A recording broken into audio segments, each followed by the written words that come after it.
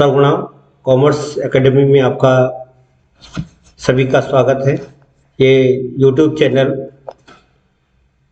Saguna commerce academy को आप subscribe करें। आज हमारी वीडियो बैंक ट्रांजैक्शन के दूसरे पार्ट से प्रारंभ होगी। इससे पहले पार्ट में हमने 6 एंट्रियां करा दी हैं बैंक की संबंधित।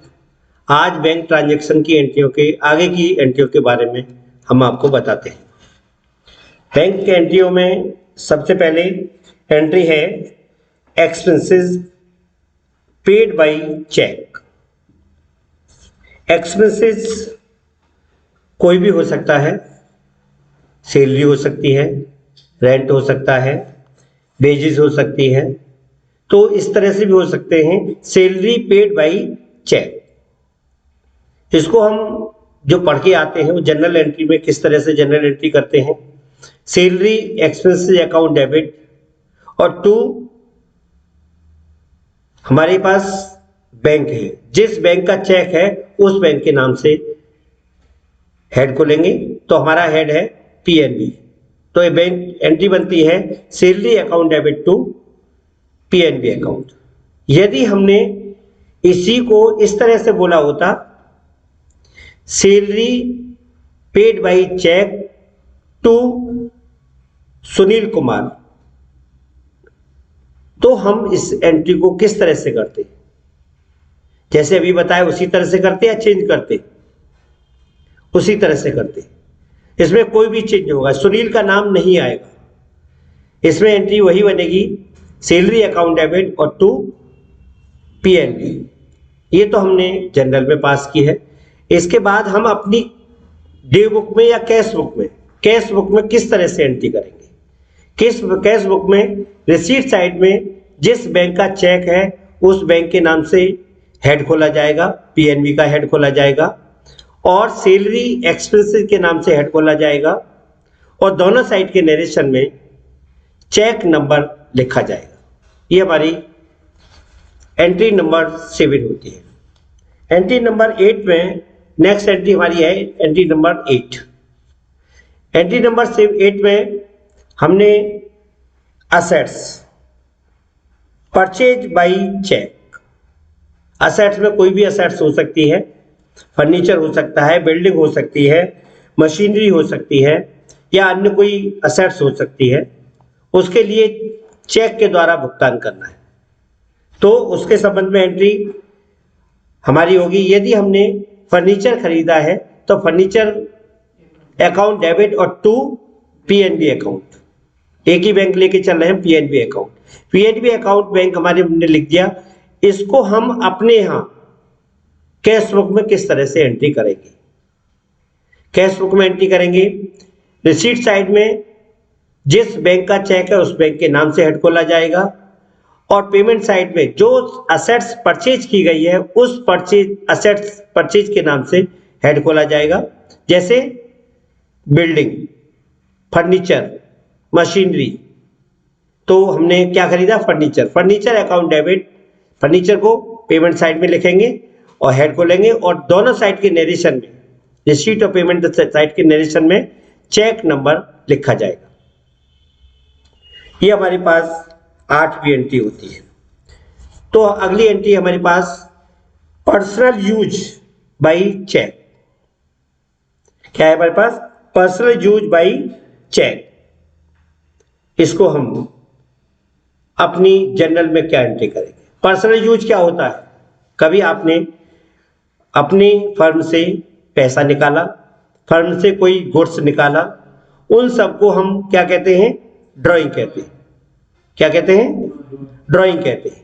तो ड्राइंग के नाम से एक हेड को ले जाएगा, और जिस बैंक का चेक होता है उस बैंक के नाम से खोला। तो जनरल में इसकी एंट्री बनेगी इस प्रकार से ड्राइंग अकाउंट डेबिट और टू पीएनबी। ये एंट्री बनती है। लेकिन कैश बुक में किस तरह से करेंगे? कैश बुक में एंट्री होगी हमारे पास रिसीट साइड में जिस बैंक का चेक है, हमारी बैंक है पीएनबी, तो पीएनबी अकाउंट के नाम से हेड खोला जाएगा, और पेमेंट साइड में ड्राइंग, बहुत देर तो ड्राइंग के नाम से खोलते हैं, या बहुत सारे अकाउंटेंट मालिक का नाम, प्रोपराइटर का नाम, पार्टनर के नाम, जो पर्सन यूज कर रहा है उसके नाम से हेड खोलते हैं। तो हम यहाँ पर अभी आपको ड्राइंग अकाउंट के नाम से हेड खुलवा रहे हैं पेमेंट साइड में, और दोनों साइड के नरेशन में, रिसीट और पेमेंट के दोनों साइड के नरेशन में, कैश बुक में चेक नंबर लिखा जाएगा। इस प्रकार से हमारी नवी एंट्री पूरी होती है। 10th एंट्री है हमारे पास check return to are K product. हमारी एंट्री है check return to are K product. इसको हम इस तरह से भी कह सकते हैं कि आर के प्रोडक्ट का चेक डिसऑनर हो गया। ठीक है, हमने उसका चेक उसको वापस किया है। जब हम उसको चेक को वापस करते हैं तो क्या एंट्री करते हैं? आर के प्रोडक्ट ने हमें एक चेक दिया था, उसका चेक हमारी बैंक में डिसऑनर हो गया। इसके संबंध में जनरल में एंट्री इस प्रकार की जाएगी। क्या हुई entry? R K product account debit to PNB. ये हमारे पास एंट्री आर के प्रोडक्ट की जनरल होगी। और कैश बुक में क्या होगी? रिसीट साइड में जिस बैंक का चेक है उस बैंक के नाम से हेड खोला जाएगा, और पेमेंट साइड में जिस पार्टी को चेक वापस किया है उस पार्टी के नाम से हेड खोलेंगे, और दोनों साइड के नरेशन में चेक नंबर और रिटर्न शब्द का प्रयोग करेंगे। ये हमारे पास एंट्री नंबर 10 होती है। इसी प्रकार से हमने किसी को चेक दिया है और उसकी सामने वाले की बैंक में डिसऑनर हो गया है, तो उसके संबंध में कैसे एंट्री होगी? जैसे cheque return from Ram and sons. Ram and sons को हमने चेक दिया था, उसकी बैंक में चेक डिसऑनर हो गया। डिसऑनर क्यों हो जाता है? कारण क्या होता है? कभी कभी बैंक में बैलेंस नहीं होता है, या हमने चेक दिया है उस पर डेट गलत हो गई, हमने चेक दिया है उस पर साइन गलत हो गए, या हमने दिया तो राम एंड सन्स को था लेकिन क्या हो गया, गलती से राम एंड कंपनी खुल गया। तो ऐसी गलतियों के अनुसार भी चेक डिसऑनर हो जाया करते हैं।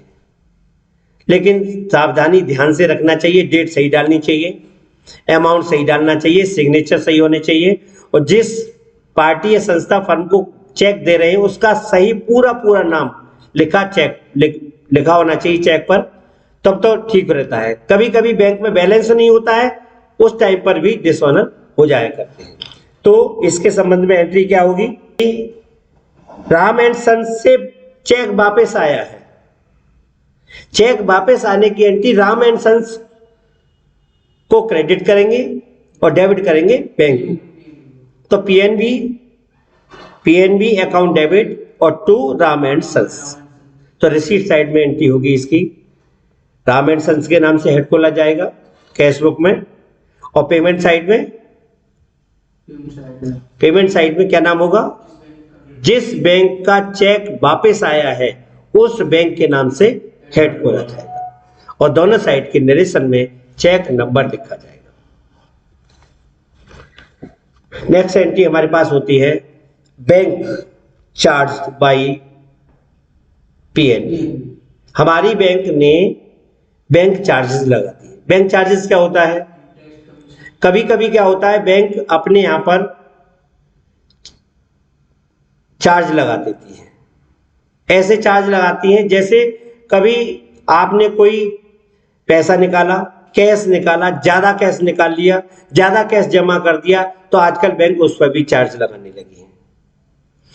इसके अलावा एक और होता है कि यदि आपने इतने ट्रांजैक्शन कर दिए जिसकी वजह से उनके पेज की क्वांटिटी बढ़ गई, तो हर पेज का चार्जेस लगाती है बैंक। और एक और फैसिलिटी आपको आजकल देती है बैंक, क्या होती है? एसएमएस के द्वारा। तो हर महीने एसएमएस के चार्जेस बैंक आपसे वसूल करती है, उसके संबंध की एंट्री हम क्या करते हैं। बैंक चार्जेस अकाउंट डेबिट और टू पीएनबी, ये बैंक की जनरल में एंट्री हो गई। हम क्योंकि जनरल तो नहीं बनाते, हम क्या बना रहे हैं, कैश बुक बनाते हैं। तो मैनुअल में हमने जो कैश बुक बनाई है उसमें क्या एंट्री होगी, रिसीट साइड में जिस बैंक ने चार्जेस काटे हैं उस बैंक के नाम से हेड खोला जाएगा, और पेमेंट साइड में बैंक कमीशन एंड इंटरेस्ट भी तो चार्ज कर दिए बैंक, तो बैंक कमीशन एंड इंटरेस्ट के नाम से हेड खोला जाता है। बहुत सारे जो चार्टर्ड अकाउंटेंट है या अकाउंटेंट है, वो इनकी दो डबल एंट्री करते हैं, इंटरेस्ट की अलग करेंगे और बैंक कमीशन की अलग करेंगे। तो इस तरह से भी हेड खोल लेते हैं, बैंक कमीशन अकाउंट या बैंक इंटरेस्ट अकाउंट के नाम से अलग अलग हेड खोले जाते हैं, और इन दोनों साइड के नरेशन में बैंक चार्जेस लिखा जाएगा। ठीक है, तो इस तरह से आपकी ये एंट्री कंप्लीट होती है। नेक्स्ट एंट्री आती है बैंक इंटरेस्ट। बैंक से हमें इंटरेस्ट भी मिलता है, ब्याज प्राप्त करते हैं बैंक से।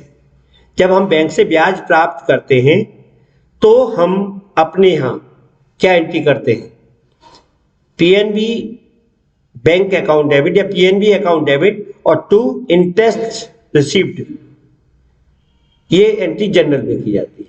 लेकिन जब हम अपनी कैश बुक में एंट्री करते हैं तो एंट्री होती है, रिसीट साइड में क्या लिखा जाएगा, इंटरेस्ट रिसीव्ड, और पेमेंट साइड में जिस बैंक से ब्याज प्राप्त हुआ है उस बैंक के नाम से हेड खोला जाएगा, और इंटरेस्ट रिसीट साइड में जो हेड खोला है उसमें पीएनबी लिखा जाएगा नरेशन में, और जो पेमेंट साइड में हेड खोला है पीएनबी, उसमें नरेशन में इंटरेस्ट लिखा जाएगा, मतलब क्रॉस करके लिखा जाता है, तब वो एंट्री हमारी कंप्लीट होती है। एंड नेक्स्ट एंट्री है परचेज बाय कैश। हमने माल खरीदा है चेक के द्वारा और कैश के द्वारा। कैश के द्वारा तो नॉर्मल एंट्री हो जाती है, लेकिन चेक के द्वारा क्या एंट्री करेंगे, तो purchase account debit to PNB, Punjab national bank PNB, इसको हम कैश बुक में कैसे करेंगे। रिसीट साइड में बैंक का नाम लिखा जाएगा, पंजाब नेशनल बैंक लिखा जाएगा, और पेमेंट साइड में परचेज अकाउंट के नाम से हेड खोला जाएगा, और दोनों साइड के नरेशन में बिल नंबर ऑब्लिक या invoice number oblique cheque number लिखा जाएगा। ये आपकी परचेज बैंक के द्वारा लेते हैं, चेक के द्वारा लेते हैं, उसकी एंट्री होती है। लास्ट एंट्री है हमारी सेल्स बाय चेक। चेक के द्वारा हमने माल खरीदा है, माल बेचा है। बेचने का मतलब हमने चेक ले लिया, माल दे दिया, तो क्या एंट्री होगी, जनरल में क्या एंट्री करते हैं, जनरल में एंट्री करते हैं Punjab national bank account debit और टू सेल्स अकाउंट, या PNB account debit to sales account. इसी एंट्री को हम कैश बुक में किस तरह से करेंगे, रिसीट साइड में सेल्स अकाउंट के नाम से हेड खोला जाएगा, पेमेंट साइड में जिस बैंक का चेक है उस बैंक के नाम से हेड खोला जाएगा, जिस बैंक में हमने अपना खाता खोल रखा है, और यदि चेक हमें जो प्राप्त हुआ है वो कैनरा बैंक का है तो कैनरा बैंक नहीं खोलेगी, क्या नाम खोलेंगे, जिस बैंक में हमारी बैंक में खाता है। हम तो अपनी बैंक में चेक जमा करेंगे, तो हमारी बैंक किस में खुली हुई है, पंजाब नेशनल बैंक पीएनबी में खुला हुआ है, तो पेमेंट साइड में पीएनबी के नाम से हेड खोलेंगे, और दोनों साइड के नरेशन में bill number oblique cheque number लिखा जाएगा। ये हमारी 12 एंट्री कंप्लीट होती हैं। 12 एंट्री बैंक के ट्रांजैक्शन की एंट्री हैं। 12 एंट्रियों को जो हमने कंप्लीट किया है, उन एंट्री को यदि आपने सही तरह से पढ़ लिया या समझ लिया, तो हम इन एंट्रियों को अच्छी तरह से प्रैक्टिस में ला सकते हैं। अकाउंट्स में उनका प्रयोग बहुत ही महत्वपूर्ण है। बैंक की जिस पर एंट्री नहीं आती, बैंक वाली एंट्री नहीं होती, उनके लिए सबसे ज़्यादा दिक्कत रहती है कि बैंक की एंट्री हमेशा गड़बड़ करते हैं। इनको मैं अभी आपको मैनुअल अकाउंट में सिखा रहा हूँ, और मैनुअल अकाउंट के बाद कैश फ्लो में सिखाया है मैंने आपको। इसके बाद मैं इन्हीं एंट्रियों में जीएसटी का भी प्रयोग करूंगा। आने वाले जो वीडियो आएंगी मेरी, उसमें मैं जीएसटी का प्रयोग करूंगा। बैंक में भी जीएसटी प्रयोग होती है, उसकी एंट्री जब आपके नॉर्मल अभी अकाउंट चल रहे हैं, नॉर्मल अकाउंट पढ़ा रहा हूं, इसके बाद जीएसटी का जब पार्ट आएगा तब मैं आपको इस वीडियो का बैंक की एंट्री में जीएसटी का एंट्री बताऊंगा किस तरह से की जाती है। आज का ये सेशन बैंक की एंट्री का ये खत्म होता है।